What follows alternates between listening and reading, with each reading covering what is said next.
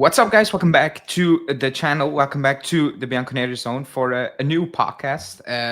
You can see the name. I'm pretty okay with the name. I tried a couple of things out, but the name is not important. What is important that it's something new. It's something I haven't done on this channel, or we haven't done in the channel on this channel, recording podcasts offline with different people, not the usual suspects. If some in the comments will probably say, it will probably be once a week with two people, three, four, five. It depends, but the same or quote unquote the same people will rotate, depending on the day and the schedule. We will go topic by topic, so no live chat, no chaos as it usually is when it's live. So we'll try to stay on topic, and I will ask you guys in the future to send in questions to spice up maybe the podcast towards the end.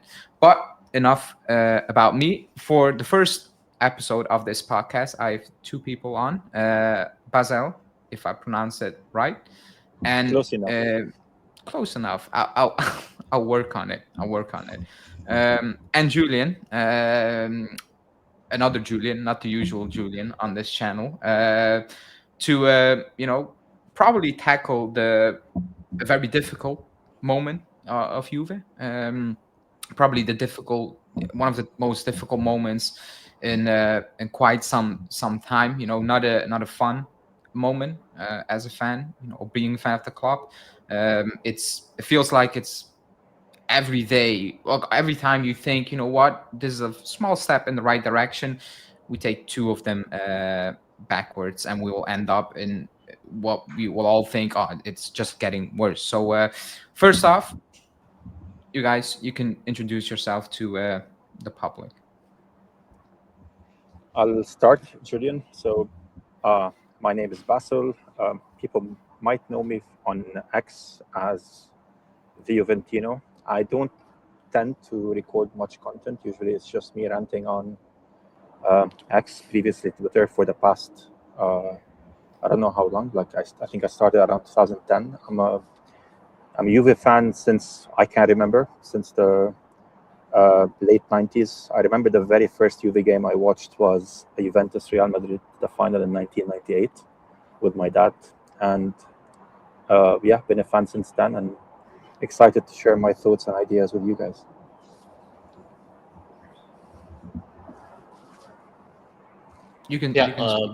Just to follow up, I've been following Juve since I think 2013. That's when I started watching football, and I've been a huge fan of the league in general and the team. But yeah, it's been a very difficult period for Juventus and our fans. So that's why we're here to talk about it.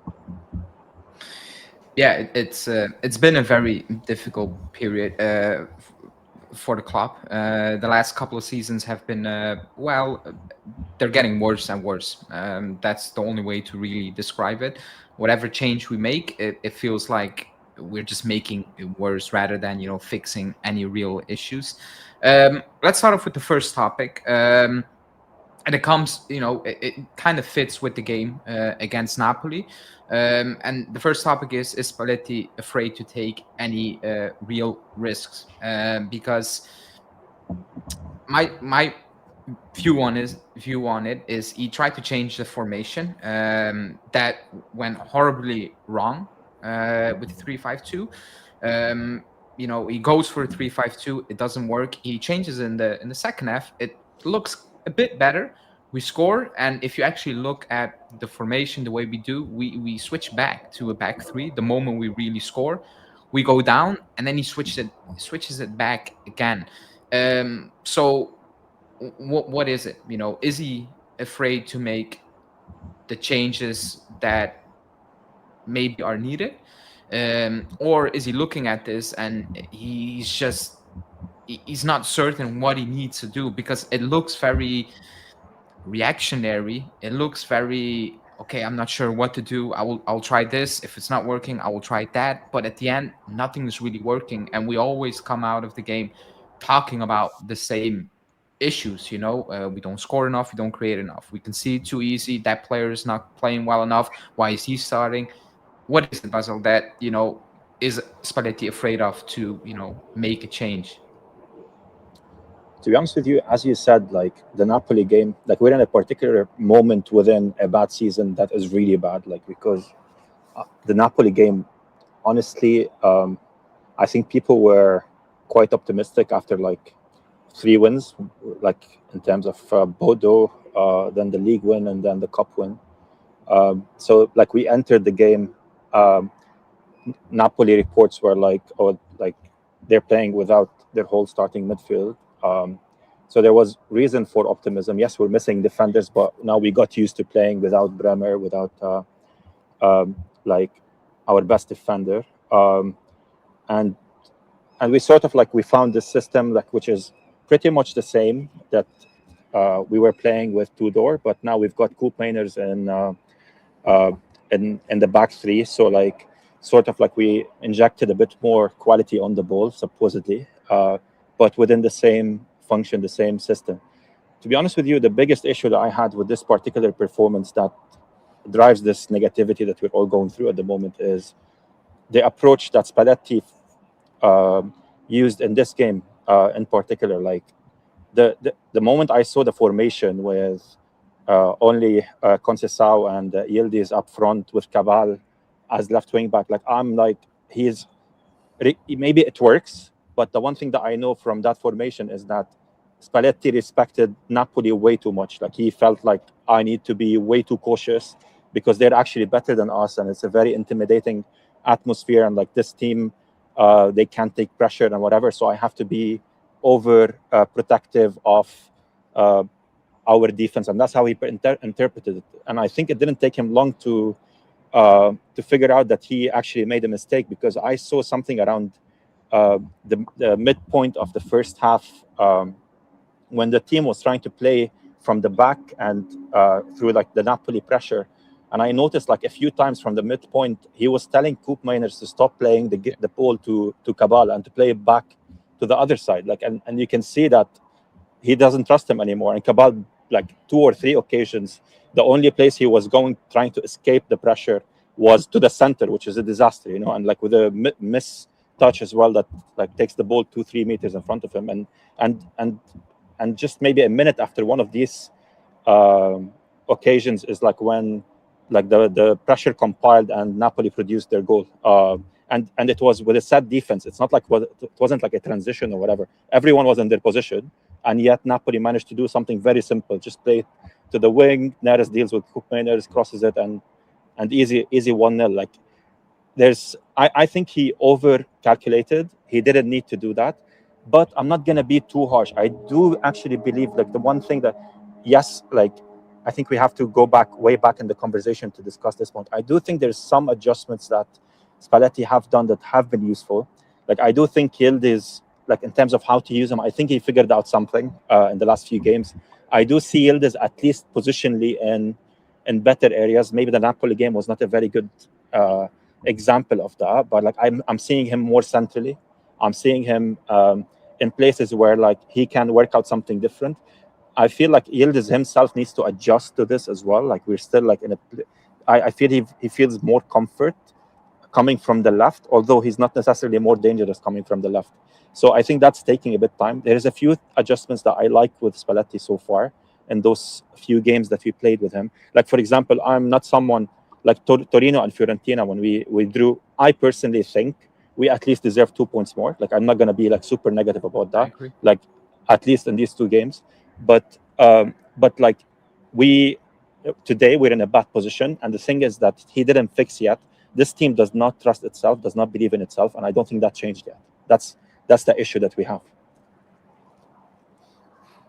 What do you think, Julian? Is Yeah, he afraid to actually make yeah. big changes? This was simply a case of Spalletti being too cautious and making the wrong decisions in the starting 11. Like I kind of understand why he went with Cabal at left wing back, just to defend well against Neres. But whenever we do watch Cabal, he's not that good at 1v1 defending. So it's kind of a change that didn't really need to be What made. is he good at, Julian? What is he good at exactly? Like, I'm not really sure at this point. Last season he was pretty good at playing the ball forward. I remember one game against Inter where he was really good going forward, but He wasn't. He just had one cross. I could cross. So like sometimes I get a good cross right, but like I don't see the value in him, to be honest. He's not played in the right position. I mean, he's not don't get me wrong, he's not the greatest player, but this Cabal is the type of player you play at left fullback and not left wing back, because he has no pace. He's not that strong either. He's not good going forward. It just really doesn't make sense to play him over Cambiaso on the left. And he can't, Cambiaso won't lose the ball when pressed, at least. Like, at least he's got that. Like, he makes mistakes sometimes, but like he's press resistant to some extent. Cabal cannot do that to save his life. Like, cannot do that, and like even cannot retain the ball for 2 seconds. It's like a hot ball, like in his feet. Yeah, and the second thing is, I'm not exactly sure why we played without a striker. I don't know what Spalletti was thinking over there. Like, we needed that number 9 to link up play, because I would personally start David against Napoli over Openda, because Napoli wouldn't have given us that space in behind. And the third thing, I'm not exactly sure why we went with a 3-man midfield, because when you look at Napoli's team, they didn't have Lobotka, they didn't have Zambo Anguissa. They had a midfield of McTominay and Elmas, so having that extra man in midfield wasn't really necessary. So I just think, like Basil said, Spalletti gave Napoli way too much respect, and you could see from the game, the players were really afraid to take risks at all, and that starts from the manager. If the manager is afraid to set up the team to be brave and attack, it will eventually have an effect on the players, and that's why we didn't really have a good game to against Napoli. We had that one moment where Yildiz scored the 1-2 play from, I think it was McKennie. But other than that, we didn't really do anything against them. No, I agree. Like the midfield point is even worrying because we had an extra man and we couldn't dominate. It didn't show. It didn't show, and that must be extremely frustrating if you're Spalletti, because like having an extra man, it should, like, by nature you should be having more control of that midfield, no matter who's in that midfield. Like, just you have an extra man, and I thought they bypassed that quite easily. And what kind of made it worse, that wasn't a good Napoli on the day as well. It's not that they blew us away. Like, it wasn't like, oh my god, what, they were just all over us. I didn't have that feeling. I had the feeling they were just cruising in first gear, and they were like, yeah, okay. Because at 1-1, I was like, this is gonna end 1-1. This is just gonna end 1-1. We are doing nothing, and they're not really doing anything, in my opinion, until McKennie decided, I'm gonna assist Højlund there, which was well, I mean, we will get into that later, but I do agree with your points on Cabal. I'm getting a lot of stick because people say you don't give him enough time, and I hope I'm wrong. I hope he turns out to be a fantastic player. But from what I've seen, I don't see any quality or attribute where I'm like, okay, if you get better at that, you can actually be very useful to this team. I don't see anything. It's like Vassell said, what is he really good at? I don't get what he makes a lot of mistakes, like a lot of them, and not just in positions where it's like, oh, can happen, like in key areas where I'm like, you cannot do this over here. It's and what makes it worse, like you said as well, Cambiaso does it, and he frustrates me as hell. But a lot of times, Cambiaso also kind of makes up for it, a little bit. He works back. With Cabal, it's full panic stage when he makes a mistake, and it's very obvious. Like Neres was having a field day with him and coal miners, up to a point in that first half where I kind of felt sorry for both. Where I was like, if this goes on for another 90 minutes, and a good thing is that he didn't really push on Neres, but they were getting cooked, They were getting being targeted. Like Napoli were set up. Napoli was set up in a way to target them. Like that was the whole setup. Like McTominay was supporting there, like to create like numerical advantage, and as well like for. And to be honest with you, like Di Lorenzo, every single time I watched him this season, he's been horrendous. This game, like I didn't see him do a single mistake simply because we didn't target them the way they targeted us. Like Di Lorenzo gets beaten by everyone. Like I didn't see a single one-on-one situation between like Yildiz and Di Lorenzo that we could capitalize on, because the setup was not right for it. Yildiz was not asked to go and do this on that wing. He was more central. While you're saying that like we outnumbered them in midfield, they bypassed all of that and and focus on our weak point, like in order to make us like concede, and it worked like it. And that's what managers, like elite managers, do, like Conte in these situations. They find your weakness and they capitalize on it. But that's because they're not intimidated by you, while we, for some reason, are thinking about how we can change our system, how we can do some things different, because we're facing Napoli away and like this is so scary. I'm like, why? It's not the players. When I look at Napoli, like I've got like so much bad to say about our squad and about our quality this season, but honestly, when I look at Napoli, I don't envy them for anything like they have. Like I don't say, I wish we have this player, like I don't look at Højlund, I'm like, I wish that he was at Juve, or maybe McTominay, I would have him at Juve, but do I really dream of having McTominay in my team? I'm like, okay, that's it. He's a good player. Like I don't really envy them for anything, yet we have all of this respect for them. And the reason they deserve this respect, because they're a team and we are not yet, Yeah, I agree. I do agree with that point. Let's move on to the next topic. And the topic is Spalletti naive to believe in these players? I'll say that because up to yesterday, the praise and the protection, he literally said, I will hawk my players. He was talking about Jonathan David and Openda, because the pressure is getting to them. They're sensitive guys, etc. And he's very protective of his group.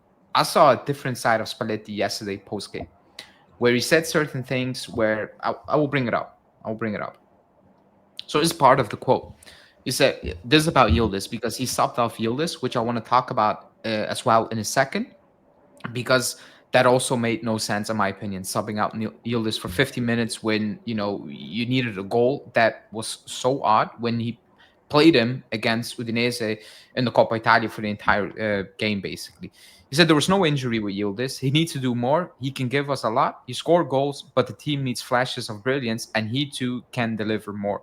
He said to the journalist, last week, you guys basically told me why you're not subbing Yildiz. He said there was talk about his need to be rested. Openda came on in his place in the 75th minute.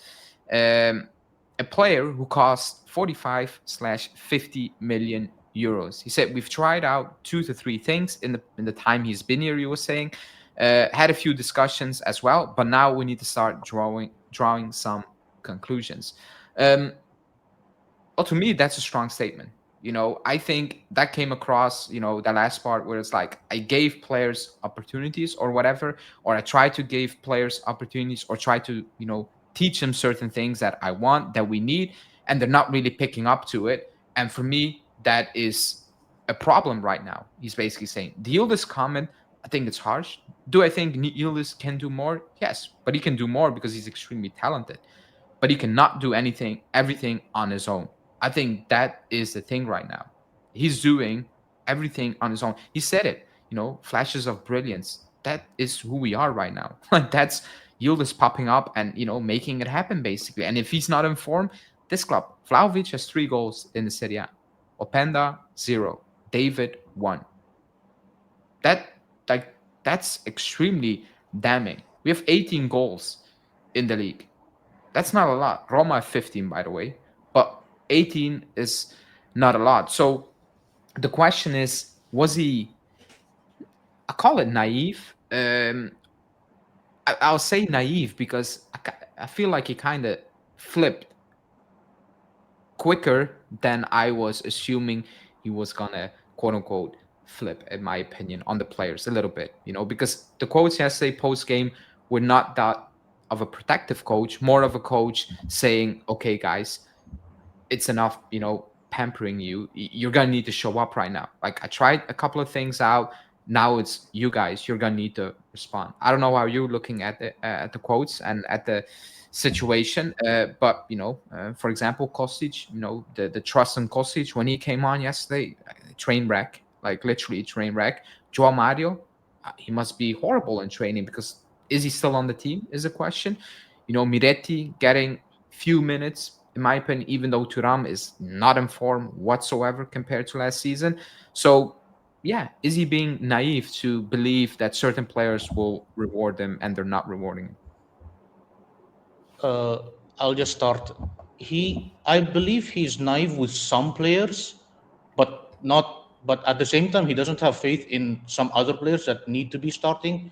Like, for example, why does he have so much faith in Kostic when you saw last night, whenever he touched the ball, he just couldn't do anything with it.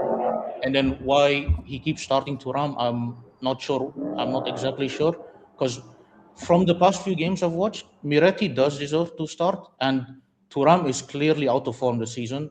I don't exactly know what happened with him. And again, even if João Mario is bad in training, what can he do that McKennie and right wing back, uh, like what can't he do that McKennie and right wing back can do? So like, yeah, it's just certain players that he has too much faith in that shouldn't really be starting.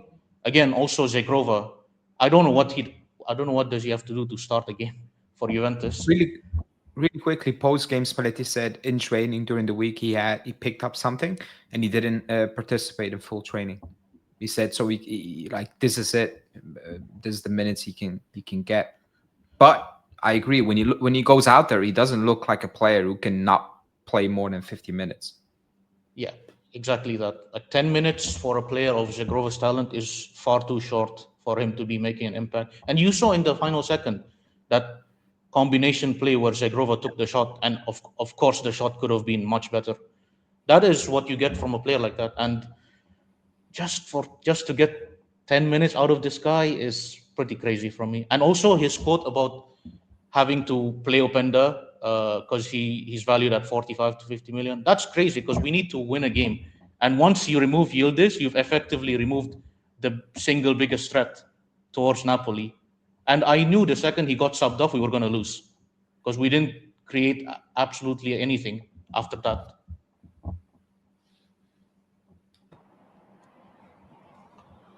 I honestly think like what happened is like he at that point when he brought Yildiz out, he thought what you mentioned earlier, Ali, like in terms of what to expect in the game. It was ending 1-1, and if it's not that, then like it's Napoli going to try and clinch a winner. So you want to go on the counter, and supposedly Openda is good on the counter. I haven't seen that, honestly. I've seen him run, but I haven't seen him do any damage this season.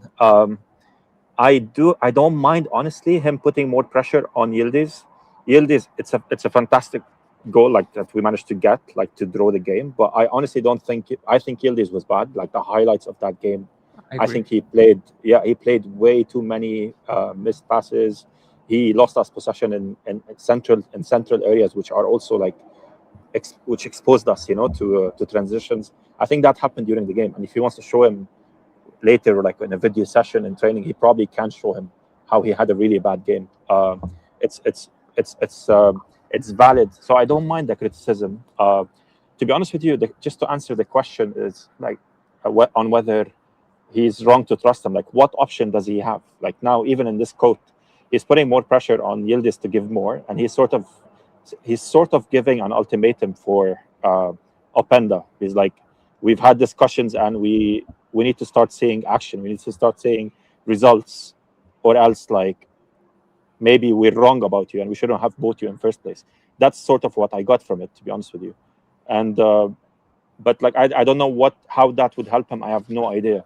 When it comes to Zegrova, I'm hoping he's the only one still like from the new signings with a clean slate. Like I'm hoping Pafos would be a game where he gets the most minutes, and I think it's the type of game where he can really emerge. And if he does emerge, he could be that could be a turning point for us in the season, because he can give us like if he produces anywhere near the numbers that he did with Lille with us, like this could be like it would change our season, if that's possible. Especially like with Conceição, for me, Conceição is best off the bench and not even starting.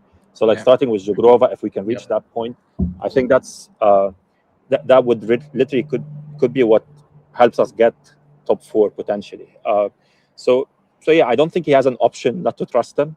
The squad, when I look at the Juve squad at the moment, I look at players like we all talk about Juve, like when we're disappointed, we say like these are not the standards that we accept for the club, because when we supported Juve like during the best days of Juve, but to be honest with you, like if we want to follow these standards, I can look at this squad and I'd say who's up to this standard, like Yildiz, Bremer maybe.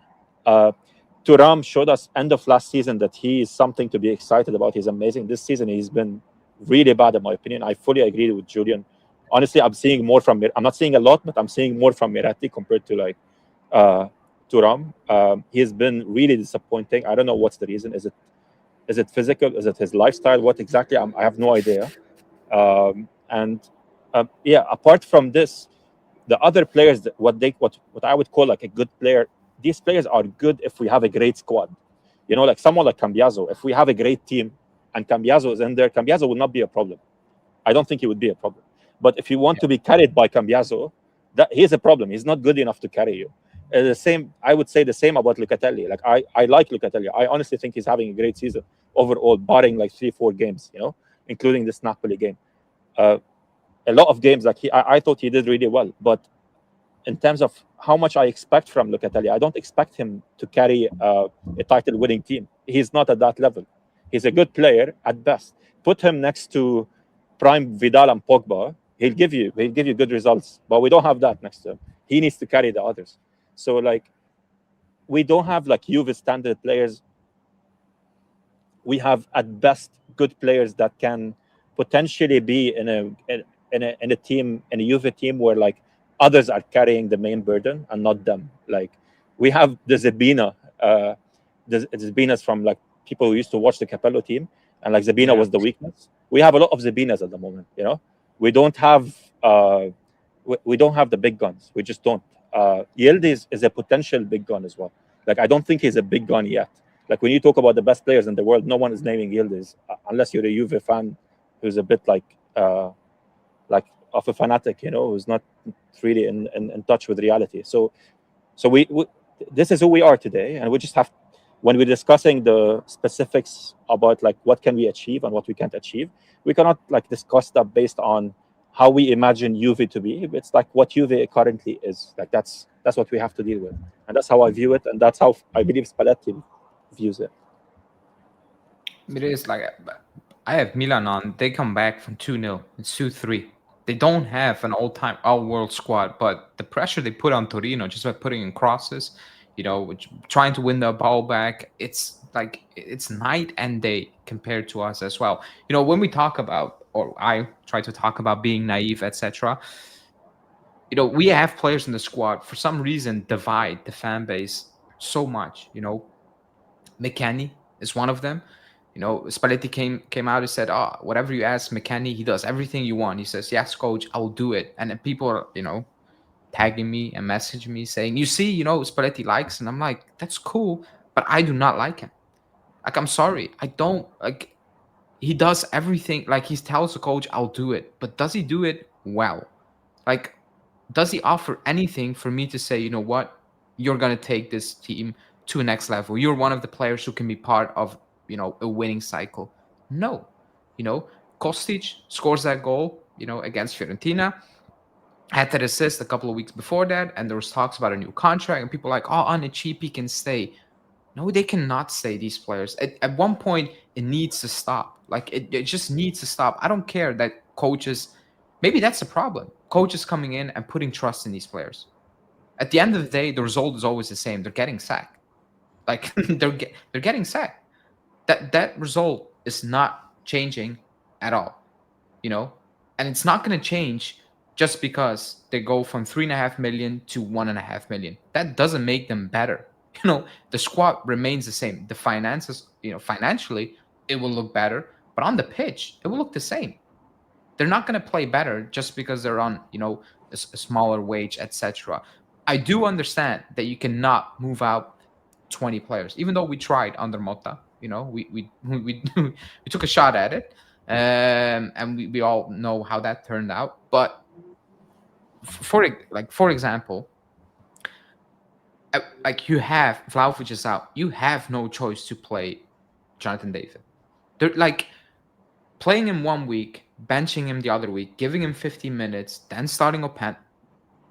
Whatever you think about David or any player, no player is gonna perform. It's impossible. It's just especially a striker, impossible.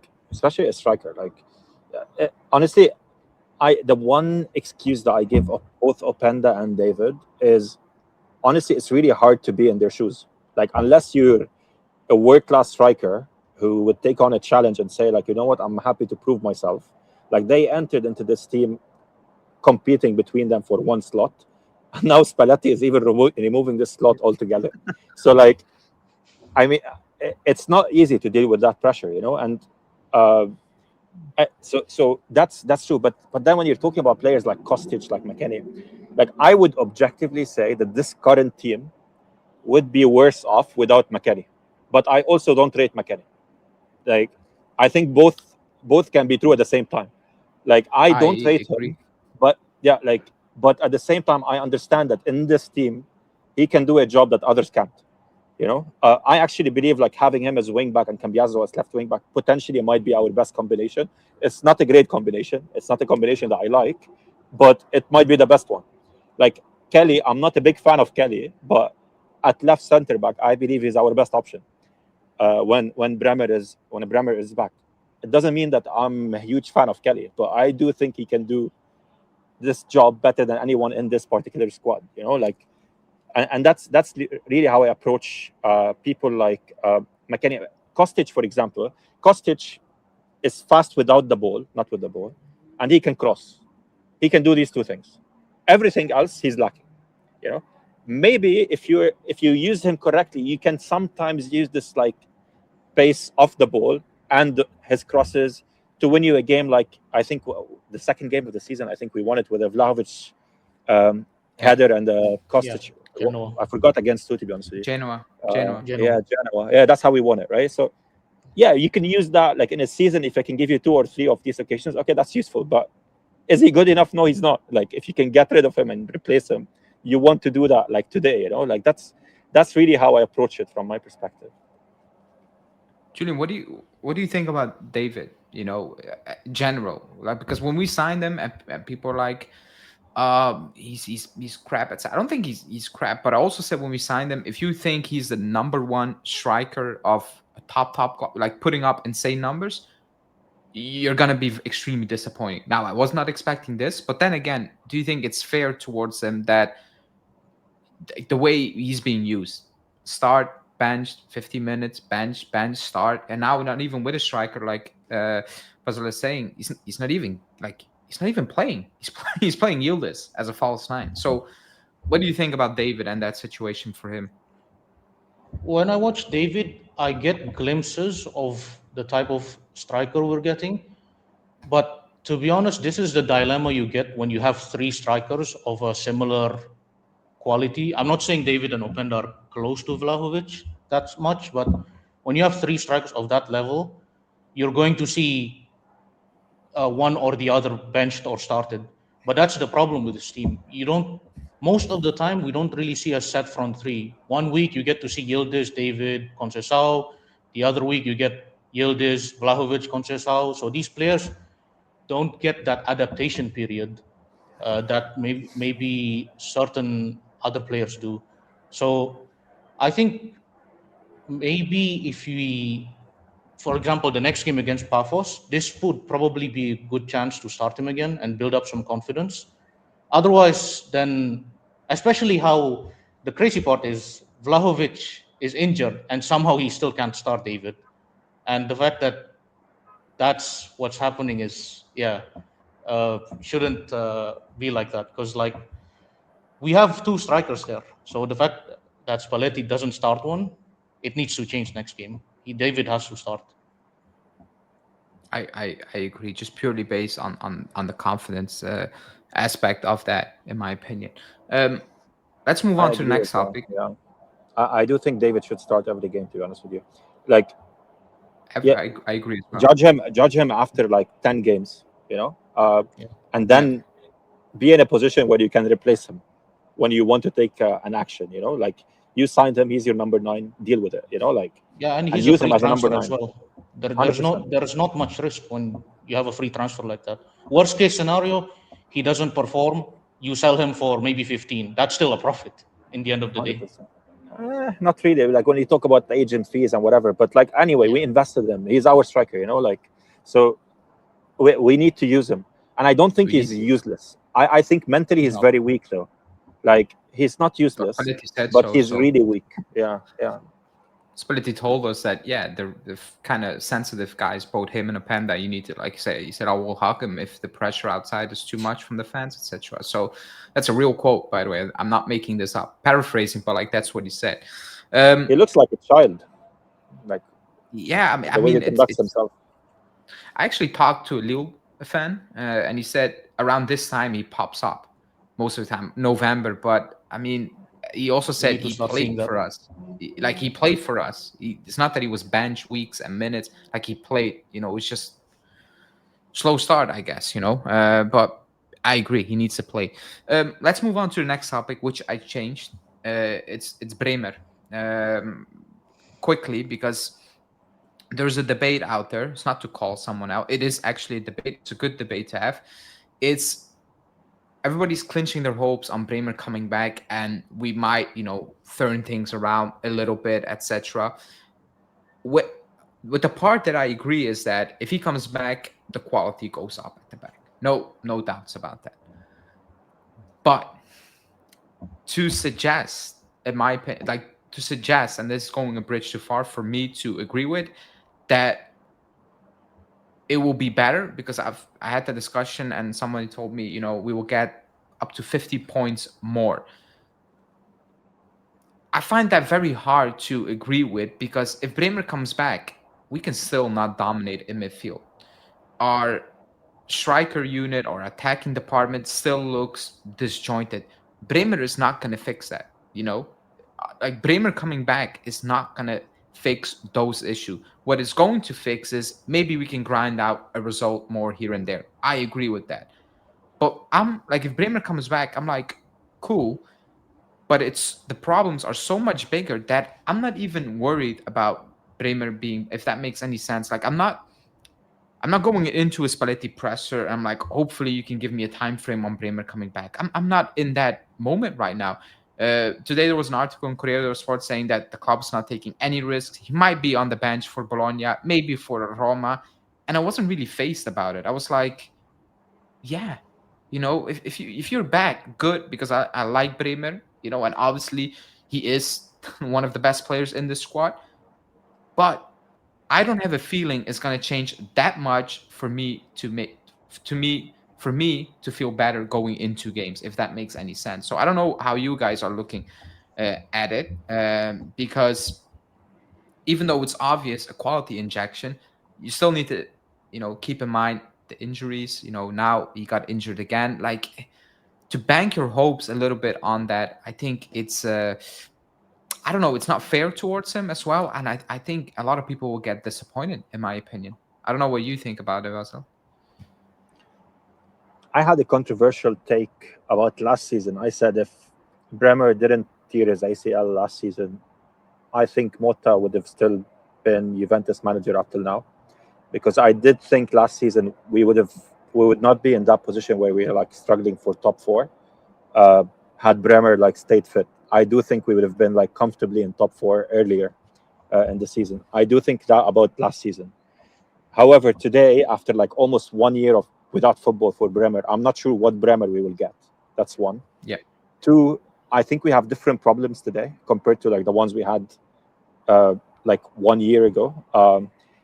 Some of them are still the same in a certain sense, but I think defensively, in terms of individually, I think we're like honestly really poor at the moment. I do think, for example, last season Vega solved the problem to some extent.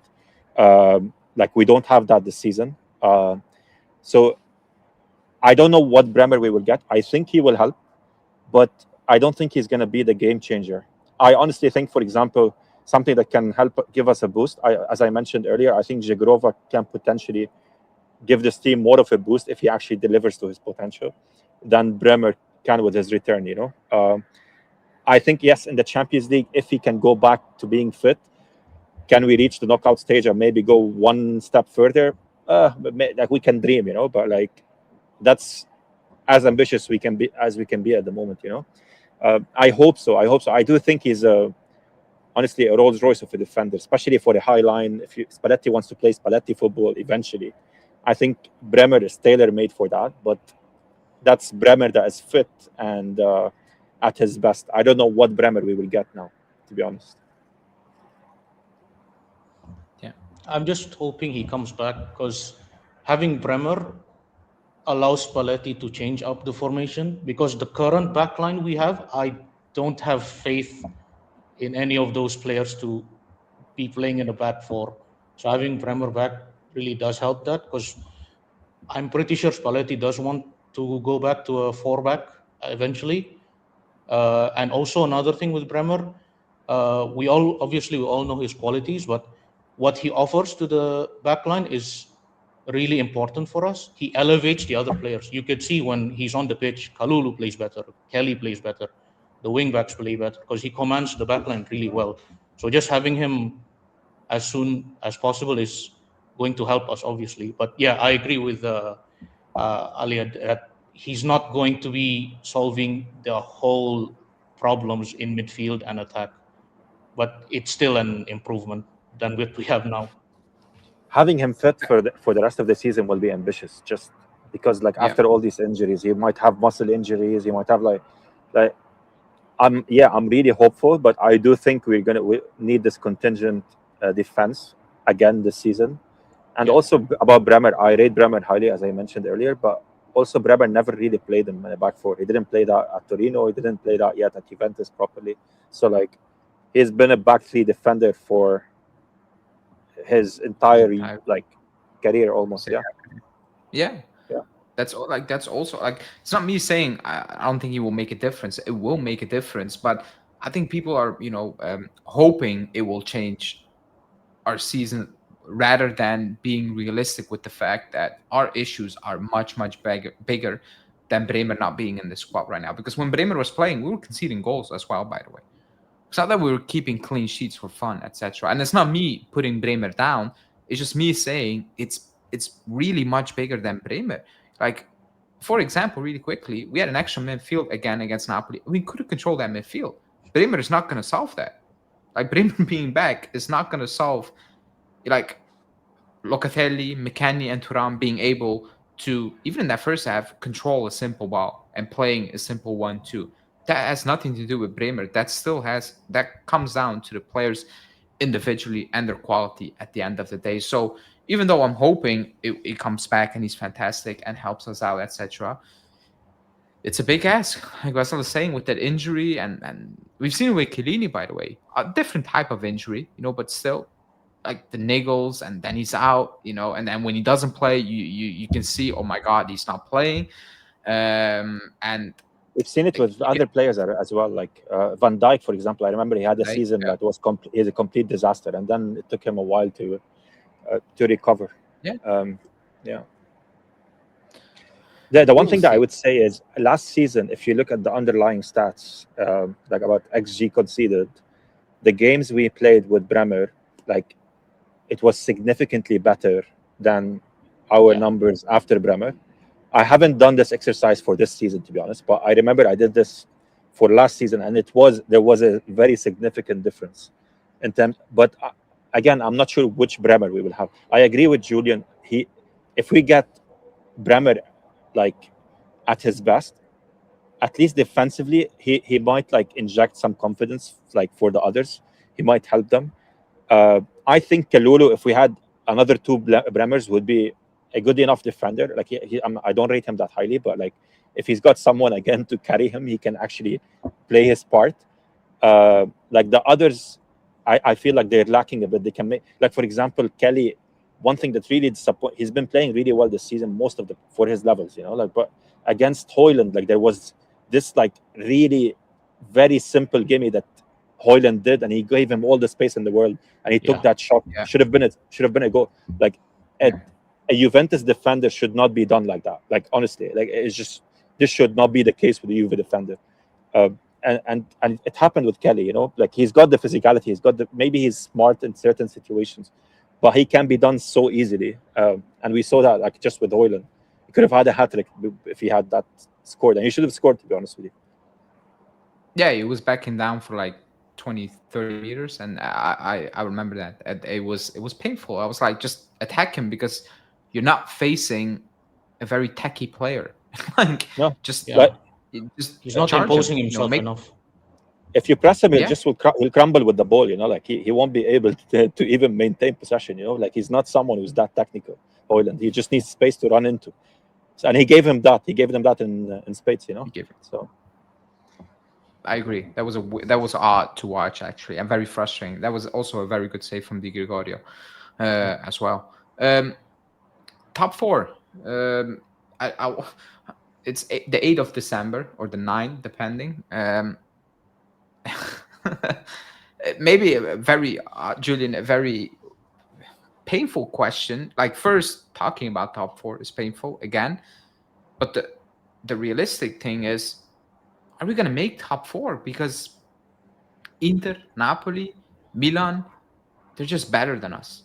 As a team, they're way better than us. And even Roma, yes, they lost 2 games now, but they're just a better team. I've watched Roma. They still look like a better team. Bologna are tough. They're not going anywhere. And we look, well, a bit all over the place. So is it too soon to panic about even getting top four? Or is it, very realistic that we're not getting it this season? We got away with it a lot of times the last couple of seasons. Might this be the time that it's not going to happen? Top four ultimately depends on what we do in January. Because if I'm not wrong, last season we were about 5th or 6th, and Fiorentina were ahead of us. But then we got Vega, we got Colomwani, and then we went on that run in, I believe it was February. And I think, but the problem this time though is Roma and the teams above them, they are starting to build a gap between themselves and us. So it will be much tougher than last season. But I don't think it's impossible. It just depends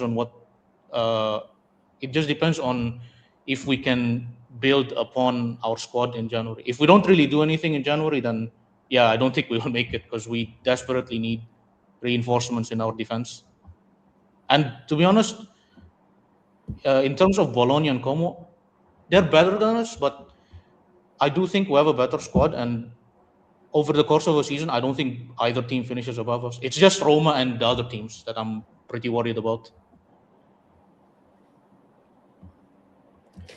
Yeah, I personally see that, as you mentioned, Ali, like first, Napoli clearly, Inter clearly, and Milan. Like I don't think any of them will be out of the top four. Like these 3 are almost like guaranteed. Then it's about Roma and the outsiders, which are, like as you guys mentioned, most likely Bologna and Como, like who are so far still competitive. To be honest with you, if the teams play to their potential, I do think we will finish top 4. Another thing, like after all I said, like it sort of contradicts a bit, but I actually believe that with the same performances that we delivered so far, we should have had a bit more points. I mentioned earlier Torino, Fiorentino. I do think refereeing issues as well against Lazio, against Verona. We could have had like more points. Even looking at the underlying stats, we scored less than the XG we generated. We conceded more than the XGC that we conceded. So over the season, these things usually balance out. Typically, like that's what you would expect with statistics. So if that happens, I see us making top four. But to be honest with you, the reason I'm not confident at all is I don't trust the team. Like if it was like in just in an isolated experiment where all the different conditions are equal, I see us in terms of qualities having a top four quality in this league. But the thing is, when you have this, when the stakes are high, do I trust the mental state of this team to deliver what they can deliver, what they are capable of offering? I don't know. I'm hoping that Spalletti can turn this around. January will be very important. I do think we need any sort of injection, like wing backs, for example. If we can just get some wing backs, like to help a bit with the quality, I think this could make a huge difference. For example, yeah. So like, I do think it's possible. I've not given up on top four, but usually I always use the metric where like 70 points. So like by game week 19, we should reach 35. And by that metric, we should win 4 of the remaining 5 games. And that's not easy. I don't see us doing that, actually, in fact. So it's going to be difficult. Like, that's why I have to say. I agree. You guys mentioned January really quickly. You don't need to go into it too much because I know it will come, in different shows. We will have that discussion 100%. Comolli, we still have no sporting director. I think that's just that's mind-boggling to me that we don't have a sporting director. We didn't have one in the summer, which I kind of get. They're new. You want to take your time, but now we're going into another transfer market with no sporting director, and we might need to do something. Yes or no? It will depends. What do you guys think about Comolli? You don't need to go into full details, but like early impressions. How does he come across? Because I'm not one of those guys saying it's already a flop, wrap it up. I think it's too soon, but the early signs they don't look. We need to be honest. They don't look all that well. They don't look good. That's just a fact. I don't know. What do you think, Julian? What's your impression of the actually the guy in charge of the club right now? That's what it is, because Alkan is he's the owner, quote unquote, but he's not. It's Comolli who's in charge right now.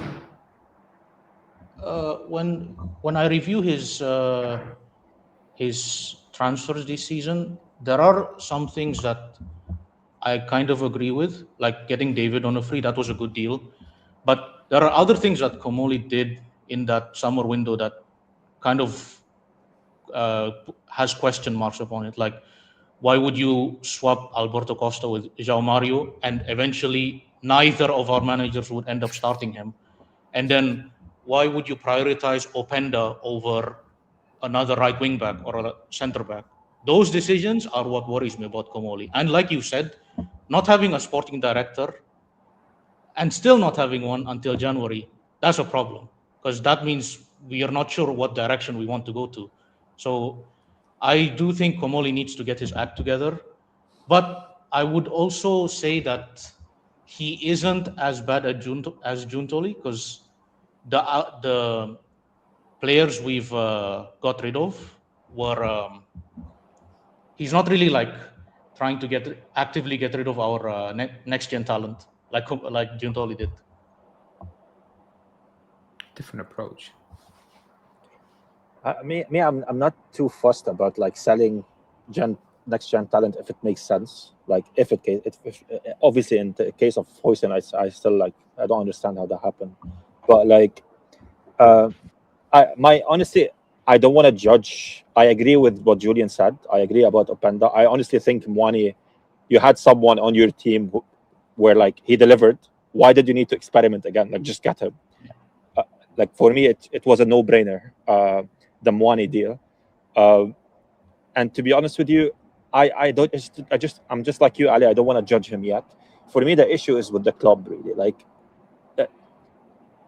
I would say ever since the Sarri season, I've been like worried about the whole direction of the club.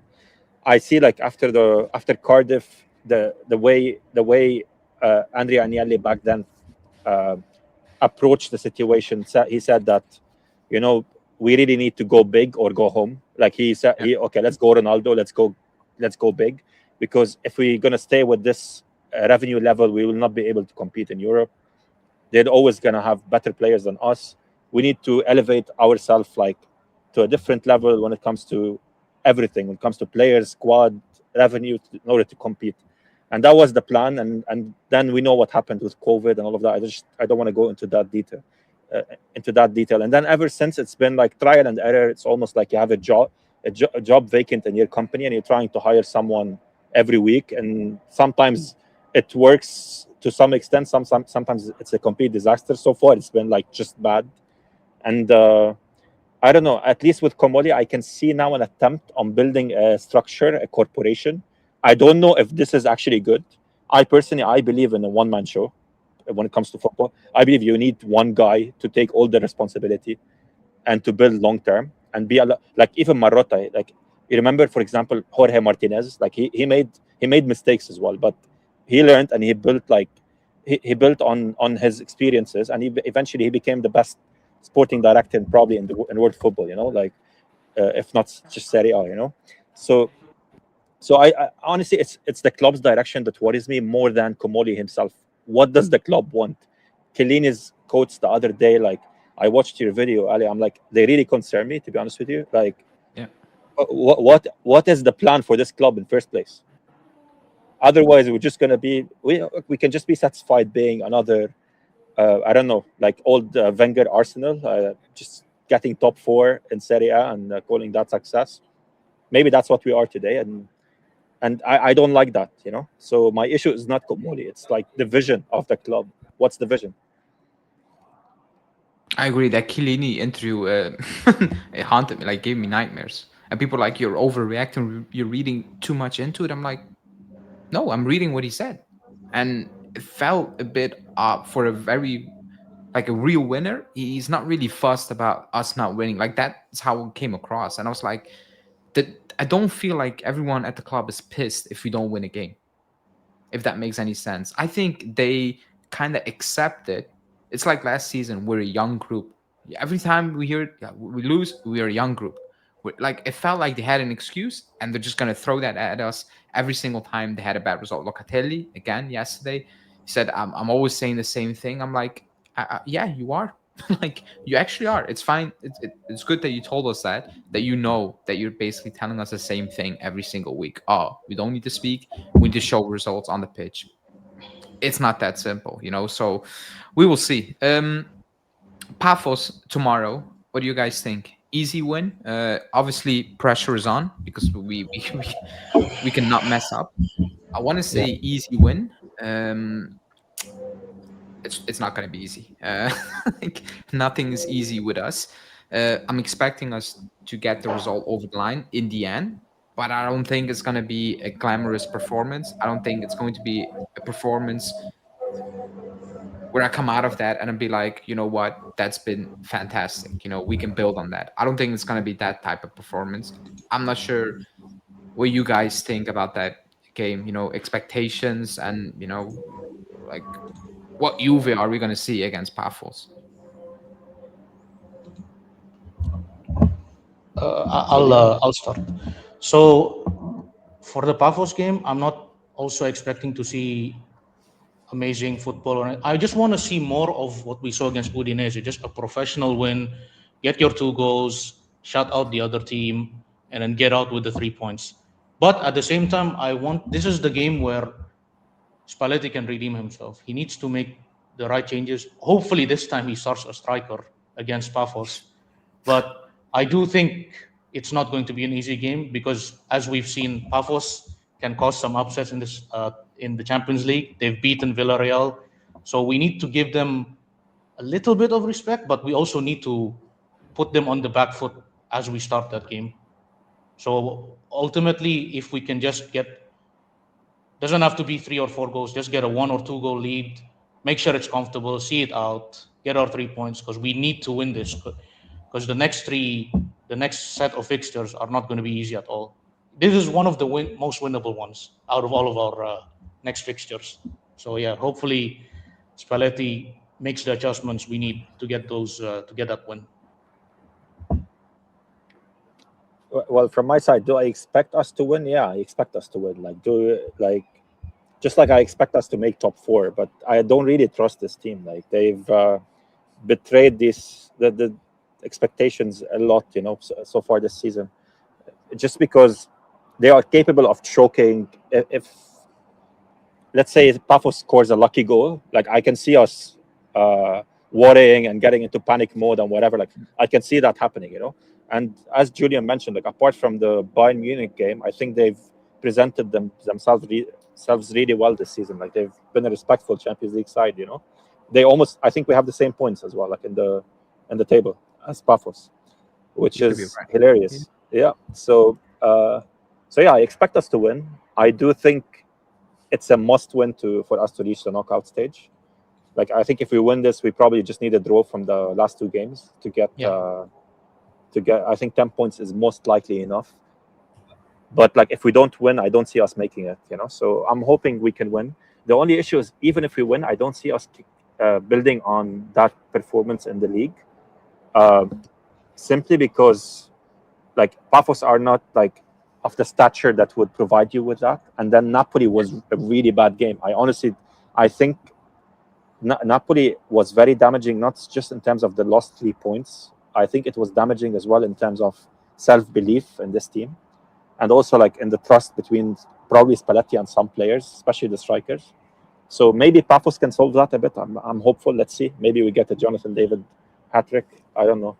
But I hope to see I really hope to see Zagrova in the Pafos game. I honestly think this is the type of game tailor-made for him to make an impact.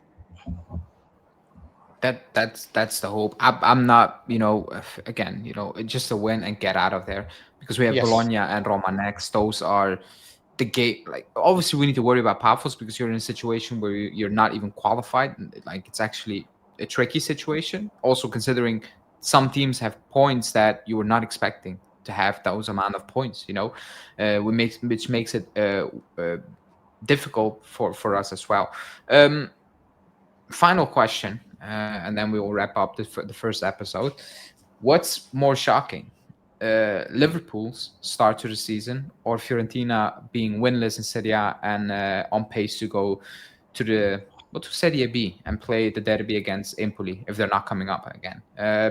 What's more shocking? Because I was watching the Leeds game, the part of the Leeds game, but last minute, and they conceded again when they were up 1-3 at one point. I think, and I was like, wow, they spent so much money on players they didn't need, but still they spent so much money, and I was like, wow. And then I looked at Fiorentina, and they were getting smoked by Sassuolo, and I was like, they're winless in Serie A. We gave them a point for, well, I don't know. We hand everyone points at this stage of our cycle. Charity FC, yeah. Yeah, but they're winless, and I was looking at their fixtures, and I was looking at their fixtures before the Sassuolo game, and one of those I was looking at, I was like, you know what, that could be a game that they finally win, and they were not even close to winning that game. And I was looking at the other fixtures, Parma coming up. I'm like, like they're in real trouble. I still think they will get out of it somehow because they have more than enough quality compared to the teams in and around them. But right now, they're actually on pace to get relegated, and I would love that. That would be fantastic, unbelievable. But which is worse, Julian, the Liverpool situation or the Fiorentina being winless in the Serie A situation? I think the Liverpool situation is worse when you see the scale of money that they've spent. I think they're like in seventh or eighth right now, and that's just like far below the expectations that they need to be at. Fiorentina, I don't. Do they have a relegation squad? No. But last season, I saw their squad, and I genuinely believe they shouldn't have even been in that conversation for top four. I just believe that was Paladino's magic working for them. So I definitely do think that Liverpool is the worst one. I also think Fiorentina will get out eventually, but I'm just looking at the Fiorentina squad right now. It's not a good squad. I would say it's like maybe a mid-tier, bottom half table team or squad. I agree. I don't rate the Fiorentina squad, but let me really be clear. But I rate it much more than being winless in Serie A Yeah. at this moment in time. I don't know what you think about it, myself, but because it's actually crazy the situation they're in. Really crazy. Yeah. To be honest with you, I was like, I got into the season thinking that this might be Keane's breakout season, because I really liked a lot of what I saw from him last season. Like he looked like a transformed player. So I thought this might be actually the season where people are like, oh, actually we misjudged this guy. He might be actually Yeah. good, and he makes a big move on the back of this season. Uh, yeah, like I don't rate them at all. Yes, I didn't expect them to be this bad. Um, Liverpool, I think their results are even flattering for them because the first 5 games they won them Yeah. and they weren't playing well at all. Last minute I, goals. so my view on Liverpool is last season, basically with Slot, they were on cruise control.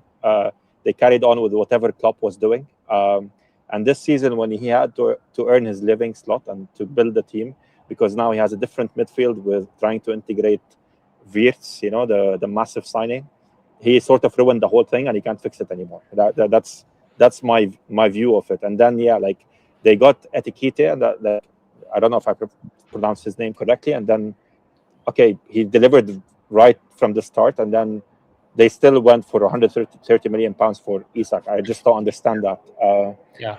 I just don't get it. Like it felt like they're forcing things. Like now we have money, now we can behave like Real Madrid, Galacticos, and this is not what we're used to from Liverpool. Like they don't tend to be the team chasing superstars. In terms of which was more shocking, uh, I'm not. To be honest with you, I didn't expect Liverpool to do as well as they did last season. Uh, and this year, like with all the signings, so I was really shocked because I'm like, how is this even fair? Like I hate modern football. Like what is it, like 350 million pounds? That was my narrative in the summer. The last thing that I thought is like Liverpool are going to be terrible. And I'm really worried that Inter might get a really good result against them, and they're going to be celebrating on the back of that now. Especially with Gakpo injured, Salah out. So yeah, uh, no one is really firing on in their team except for Ekitike at the moment. So Inter might be lucky enough to secure the win they need for a top 8 finish. Yeah, Inter gonna beat them. I don't think I think they're gonna beat them quite easily. My opinion. Yeah. Like if they lose to PSV 4-1 at home, then you're not gonna win away to Inter. It's impossible. How much I hate Inter, it's impossible. Do you think they'll keep Slot though? Well, yeah, because they they left Salah out of the squad. You're not gonna do that if you're gonna sack Slot. Like it would be crazy to being the club right now saying Salah, you're wrong, you're out of the squad, and then go turn around and be like, Slot, you're sacked. Like, what have you done right now? Because you pick one side, you pick no side at this point. So Yeah, yes, but I do think they're gonna keep him. but like if they lose tomorrow and they lose or not win or fail to win, on the weekend, who are they playing on the weekend? I think they're playing Brighton as well. Like they're fully capable of losing to them. To be honest with you, if they get like, so Salah will be vindicated in that case. Like he will be But he's not proven right. playing well this season. Like when Yeah, the he's been game really Salah bad this played, season. he had Yeah, absolute he had a negative impact at times. In terms of the way he played. So I but if you really watch them, you see he's receiving the ball really wide. Like I I had him in my FPL team, to be honest with you, so I'm a bit bitter, because I did bet on him. But like he was really really wide. Always when he received the ball. Yes, his finishing is not what last season he was probably his best season ever. Like and then suddenly this collapse happened. Like something in the setup is just not was not working for him, and obviously it affected him. Yeah, I agree. I like his interview. I don't think Yeah, that's that okay as well. Like you've been benched for 2 games, not 2 years. Like just calm down. Like again, I don't know what happened behind closed doors, but I don't think that's good. Like being a legend at the club, doing that after 2 games, basically telling the fans pick me or the coach or the club. I don't think that's very helpful if you're, no, you that know, was yeah, that was that, very ill advised. Like he should not have done that. That was a terrible terrible decision on his behalf. I think it might have been his last Liverpool game. So could be like he's going AFCON. in about Yeah. 10 days or so. So I don't think. Yeah, you might be right. But I mean, unless Lot gets sacked, then he'll be back in no time. yeah, it could happen. Maybe Xabi Alonso will take over because Real Madrid are not doing well as well. So I don't think Yeah. I don't think Real Madrid are the team who will give any guy the chance to just mess about too long. Last question: is there a manager that you like in football at the moment? I like Italiano. I really like him. Like out of the not the obvious names, I think Italiano. I do like Like him. even the obvious names, like I'm a huge Pep fan, but like at the moment I'm not that big on Pep. I really like the one that I like now. I'm thinking of. I think I really like Maresca. I think he's got potential. But apart from that, I'm not really convinced by anyone at the moment. To be honest with you, I agree. Like I don't think it's a good period for for managers. Not a lot It's of not. managers are really It's not. standing out, which is very odd as well. I think Inzaghi Yeah. might come back next season to Europe. I have that I think feeling. if we don't get Champions League, I think he's coming to us, and I think that would be good. Oh, that's a Personally, hot take. yeah. That's a hot take. We will see. It could be. It could be. Anyways, people, we're gonna wrap this one up. The first episode of hopefully many with other people, also you guys, but many other peoples might join, are going to join down the road. If you guys have any ideas to improve it in the comments, let me know. I have some ideas to work on, to make it a bit, different, add something else to it as well. But yeah, as always, hit the like button, subscribe to the channel. You can follow these two guys on Twitter because I will tag them afterwards, so you can find them really quickly, as always. But yeah, both of you, thanks for joining and Thank you, talking guys. Thank you so much. about a dark period about the club. It's fun, to talk to other people's, and it's just not me talking to myself about it. But yeah, hopefully next episode we might have a win against Pafos and Bologna. Who knows? I hope We will so. see. Yeah. Needed. Anyways, Cheers, people, guys. again, thanks for Thanks. watching, and speak to you guys tomorrow. Ciao.